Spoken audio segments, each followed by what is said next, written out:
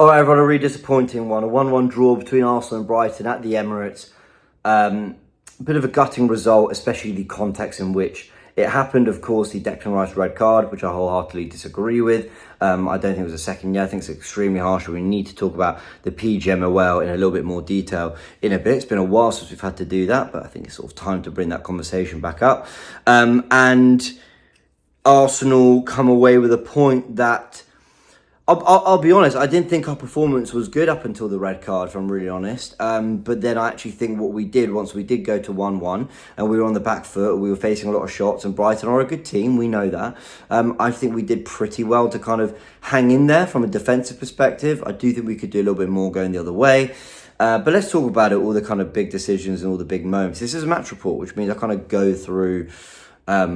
it kind of in order. Let's try do that. I mean, I'll skim through the beginning bits in the first half stuff. I mean, firstly, Trossard comes in for Martinelli. I think that was the right decision. I think he looked okay, not great, but this is kind of why we have these moments where we go, yeah, all right, we know the impact he can have, but the reason there's a debate, regardless of Martinelli's form, is because Trossard isn't always, you know, super brilliant when he starts. But I'm going off on a tangent. We really don't need to waste time talking about Trossard today. Saka, on the other hand, I thought the first 20 minutes was really involved, taking on the fullback, making some good stuff happen. And it's him just putting some pressure on Dunk that ultimately leads to Havertz sort of through one-on-one. And he lifts the ball over the goalkeeper for what is a brilliant, brilliant finish. And Kai Havertz had a really mixed game today. I thought there were kind of parts of his performance that were... like really good centre-forward play, kind of good link-up, winning headers, being a target man. I felt, by the way, we did way too much of that today. I don't know if we're scared of Brighton's press or something, but I don't really know why we went long every single time.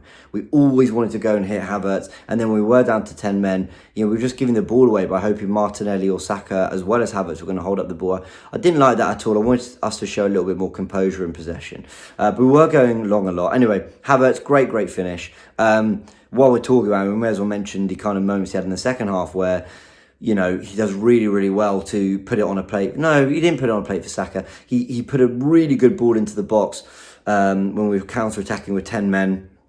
Saka's kind of through on goal. Again, I'm using these words because that's factually what happened, but it makes it sound like it was a better chance than it was. Saka, I think, did really well to try to just get a foot on it and guide it towards goal, while Havertz did really well to try and... you know, just find him in the box in that moment. So they had some good moments between them. There was the moment where Havertz was through on goal. He did really well with his first touch, and he got past Van Hecke. But then he just kind of needed to lift it over the goalkeeper's, you know, trailing leg, and he didn't. But he kind of did well up to that point, so I'm not going to be too hard on him for that. But that's kind of all I really have to say on Saka and Havertz, who I think worked incredibly hard when we went down to 10 men. Now, why were we down to 10 men? Well... So Declan Rice gets a first yellow card, and what I don't want to do is say that Declan Rice is completely blameless in why he picked up 2 yellow cards. He went steaming towards Veltman, who, by the way, was just a little, let's not say the word, all game. And I think we felt for his gamesmanship a little bit at times. But Rice went lunging in, and to be fair, it wasn't a massively reckless tackle. It wasn't, you know, he didn't catch him really badly. Veltman certainly made a meal of it. But it was a late one, and it looked a little out of control. And so you're going to get a yellow card for that. And I think Rice, the reason I do give him a little bit of blame for that is because he has gone steaming in, and, you know, watching it live, you just knew he was never going to win the ball. Rice is a good enough ball winner to know he wasn't going to win the ball back there. So... disappointed with that. Now, the second yellow. What's essentially happened is there's a little bit of a tussle out on the touchline with Veltman. Cool.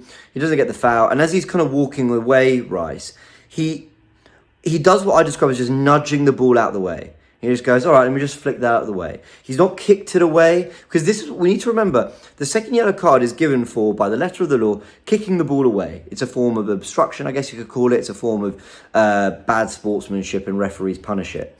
But the thing that really annoys me is he's not kicked the ball away. He has nudged it out the way, right? Veltman isn't even actually allowed to take that free kick in that moment because Rice is too close to him. So Rice hasn't really, you know, done anything. He's got to get out of the way anyway. And as he's walking, he's just, you know, moved it out. I'm doing something with my foot that you can't see. But it's essentially as good as mind my trainers. But he's just gone like that, right? So he's just moved it out of the way. He's not kicked it. He's not like... And Veltman, actually, I think Veltman knows what he's doing when he goes to kick that ball. I think he knows Rice about to clear this, and I'm just going to swing right through him. So I think the referee should have seen that as just a bit of, whatever between the two, and got on with it. Not, Rice doing anything wrong. And he was so quick, Chris Kavanagh, to pull his yellow card out when he didn't book. I can't remember who it was. Was it Hinshelwood or Chalpedro? Someone was on the touchline, I think in the first half, and they booted the ball away. Didn't get a yellow card for it either. So there's the inconsistency that's so frustrating. And I just think Chris Kavanagh was desperate to just whip his yellow card out and go, well, by the letter of the law, how about referees start using some common effing sense? Because when Mosquera had his arm, his hand in the throat of Kai Havertz, they did nothing. When Joe Linton wrapped his arm around Neto, funnily enough, our goalkeeper, when he was playing for Bournemouth, when he was trying to create a counter-attack, he just absolutely tackled him at neck height. It's a red card in rugby, right? And they didn't give anything. And here we are, we've got all these ridiculous things that they want to bring into play, the PJ1 and Howard Webb, and not one of them actually addresses the real problems, which is, be better quality referees, because you're all actually really, really bad at your jobs. We saw it all of last season. We've seen moments this season, and I think we've seen an example of it in that game, for Arsenal, and it went against us. I think Rice can consider himself extremely unlucky. What I will say, please, and look, I've just spent a lot of time blaming the referees, right, and going in on them, but I just want to say that I don't know what it's like as a professional footballer. In the moment, you're thinking about your job, you're thinking about getting back into position, you're probably really tired, it's an intense atmosphere. You're probably not always thinking about every little thing that could go wrong and every little thing you've got to do. But maybe you could argue that Rice doesn't need to even touch the ball and give the referee a decision to make. That is an argument that I think could be levelled. But ultimately, come on, I'd much rather players were given the benefit of the doubt and referees just refereed games with a lot more common sense than we see nonsensical red cards like that, because players are supposed to be better than that. So, yeah, really, really frustrating. And I've got to say, everyone, and look, maybe it's because I'm away right now, maybe, I don't know, I'm just sort of looking at it from a more positive perspective. I don't know what it is, but the way we were under the cosh in that second half, I just think, while dropping points at home to Brighton is always going to be 2 points dropped, I look at last season, and you're all going to go, oh, James, we're making excuses. How can you excuse it? Blah, blah. But here we go. We lost 5 games last season. City lost 3. The problem wasn't that, we were dropping points in loads of games. It was that when we were dropping points, we were losing games as well, when we should have at least found a way to win. West Ham, or draw even. West Ham at home last season, we had chance after chance after chance. Right, we ended up losing that game, not picking up a point for our efforts, and we conceded 2 bad goals, but we scored 2. No, we actually lost that game.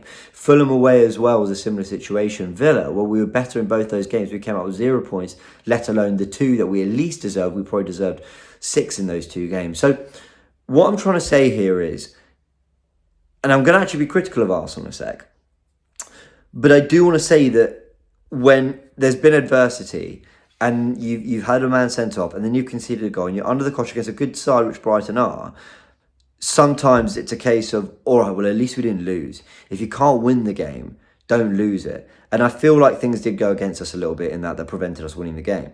But I want to say this. I want to say this about Arsenal's performance. And you can see this is more a match reaction than a match report, right? But I've sort of touched on the main moments and the main kind of... bits to talk about. Ryan made some good saves, obviously that needs mentioning. Calafiori came on.